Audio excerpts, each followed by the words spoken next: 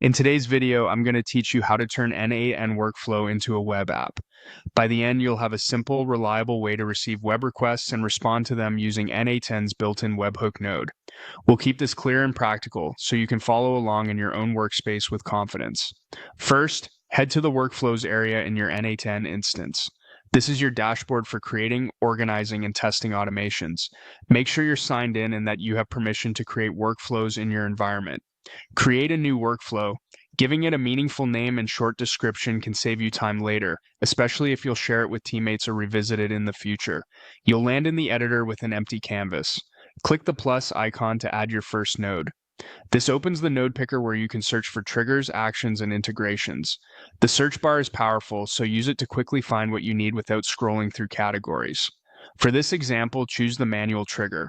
This lets you run the workflow directly from the editor while you build. It's great for testing and doesn't require an external event to kick things off. Think of it as your safe local start button while the rest of the workflow takes shape. Click the plus icon again to add another node. We're now going to introduce the piece that turns your workflow into a web app, the webhook node. In the search box, type webhook and select it. The webhook node exposes a URL that can receive HTTP requests from a form, a website, a server, or another service. When a request hits that URL, your workflow runs, allowing you to process data and send a response. Inside the webhook node, start by reviewing the URLs. N8N provides separate test and production URLs. The test URL is perfect while you're building inside the editor. The production URL is what you'd use in a live setup when your workflow is active. Understanding the difference helps you avoid sending real traffic to a workflow that's still under construction. Next, choose the HTTP method. Select POST for this example.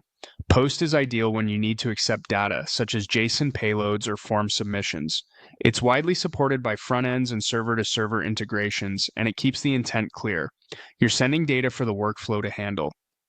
Set the path for your webhook. This becomes part of the final URL, so keep it simple, descriptive, and unique within your project. A short, human-friendly path makes documentation easier and reduces mistakes when others integrate with your endpoint. Avoid spaces and special characters. Hyphens are usually a good choice.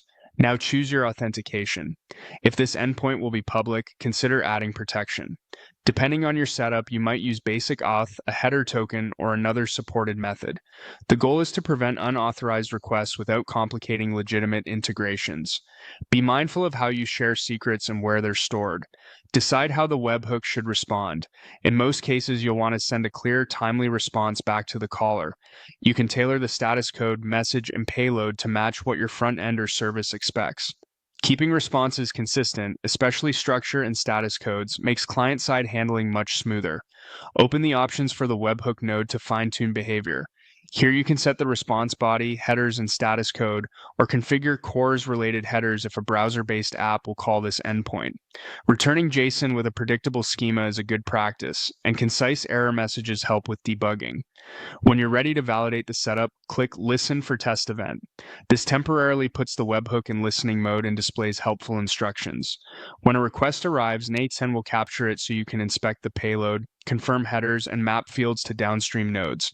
This step is invaluable for verifying that your method, path, authentication, and response all behave as intended. That's it. You've created a new workflow, added a manual trigger for safe testing, configured a webhook to accept post requests on a defined path, set up authentication, customize the response, and listen for a test event. From here, you can connect additional nodes to process the incoming data, transform it, enrich it, store it, or trigger actions and other tools, turning your webhook into a fully functional web app workflow.